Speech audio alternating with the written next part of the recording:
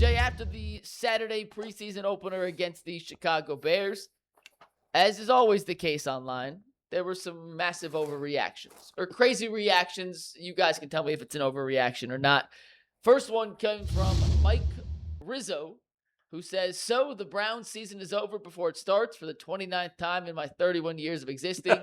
All we have to look forward to is the draft again. Just went back and watched all three quarterbacks versus the Bears. What an utter embarrassment. Thank God for Ohio State, truly.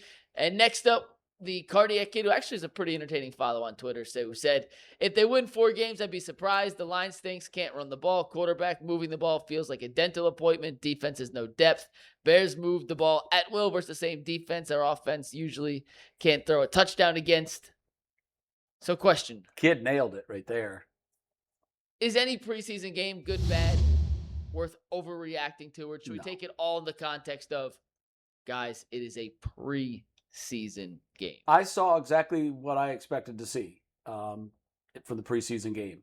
I'm not overreacting to the game. Right. It didn't move my opinion of the team at all. I mean, if anything, it may have moved it that we're going to lose more games than I thought we were going to lose because of our depth. That is an alarming situation, especially on defense. So no, I mean, I'm not saying that they're a 3 or 4 win team based on Saturday.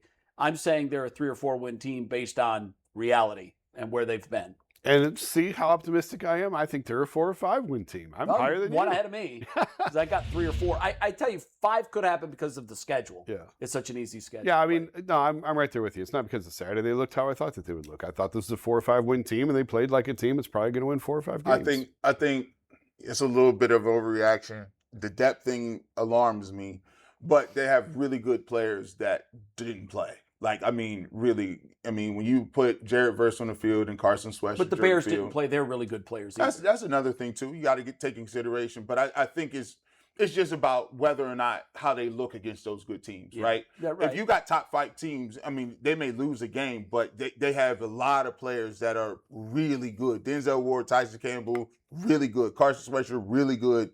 Jared Verse, guys like that. The thing that you can point to, though, the depth is alarming.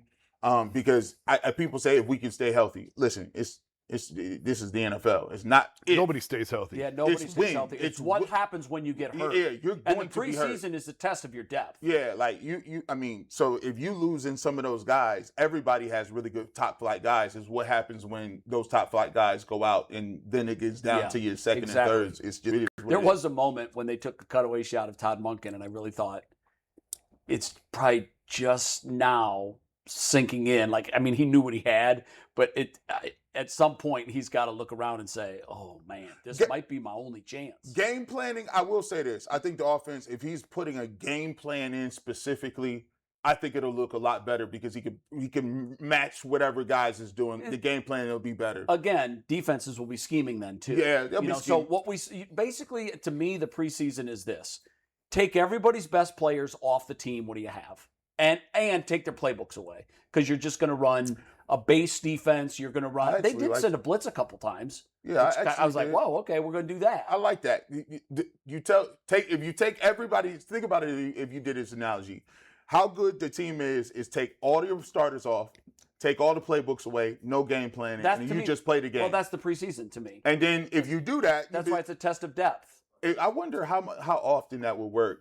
If you did that with that team, actually the best team win a Super Bowl with just their guys, just their backups. Yeah. Not to go all philosophical, I'm doing a piece this week, working on a piece on how the NFL preseason has become the NBA Summer League, where the NFL is profiting off of these guys who have nothing to do with the league and aren't going to be in the league a month from now. Yep. And the injury risk that they are exposed to. How many guys got carried off the field in week 1? Yeah. The Texans, right? Texans quarterback blew out his knee.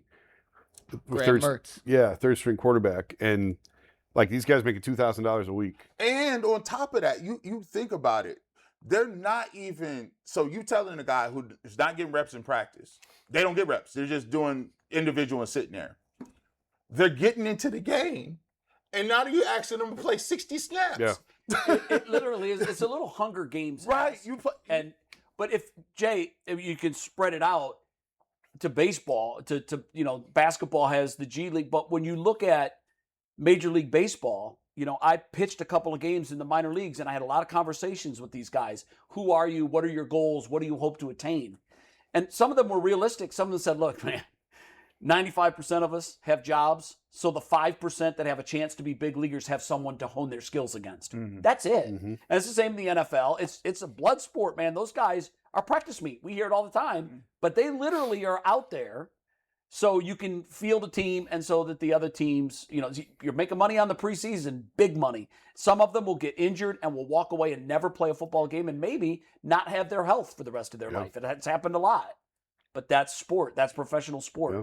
That's why, stay in college, kids. Get that NIL until it's done. Get that degree. A 6-year COVID year, I don't know if they got it no more. They cracked They got down. That, you know what I'm saying? You now have 5 years of eligibility from the time you graduate high school, the clock starts.